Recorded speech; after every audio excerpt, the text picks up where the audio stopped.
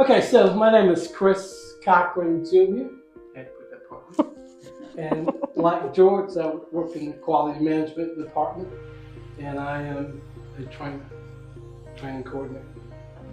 So, like what George said, we're responsible for making sure that we're about quality, work ethic, and things that go on within our agency, proportionately. Is that a good word to use? Yes.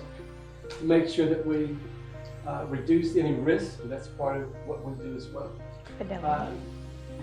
Fidelity is really important. And then we keep our standards high.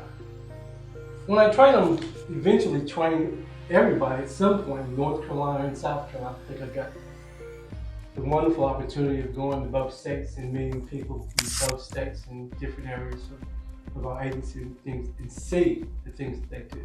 We get to share our experiences both ways. So that's for me, it's been really, really rewarding in that sense. Yeah.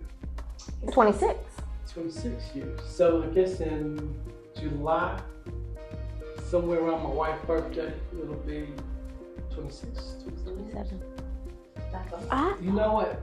I thought it was I think after 98. about 13, 14 years, I stopped counting. When I started out working on the weekends as a residential counselor.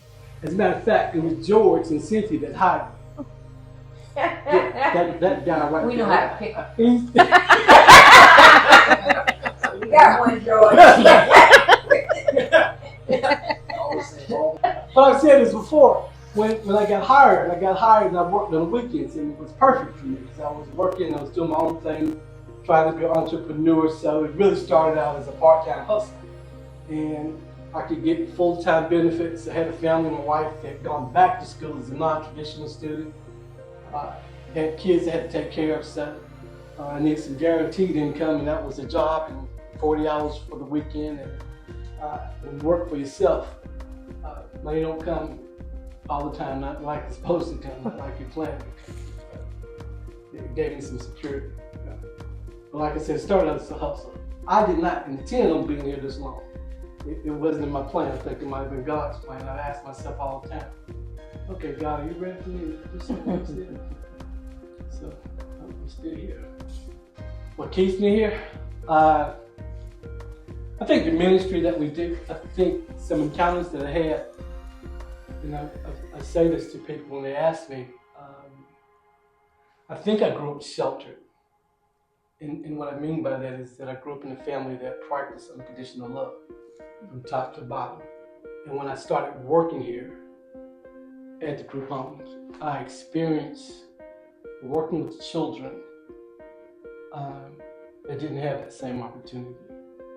And for the first time in my life, I really saw children, and it didn't make a difference whether they were white, black, young, female. Color had no preference, religion had no preference, who had been abused and who had been abandoned and who was lacking, I want to say unconditional love, in the sense that adults had come into their lives and probably made it miserable. They didn't get the right part, I guess. So I think that affected me in the sense that I was oblivious to that, even though I'd heard my parents talk about different things, and both were educators and teachers. My experience was totally different. And then when I witnessed that and working in group home, it just kind of took me in another direction of what my commitment and service is supposed to look like.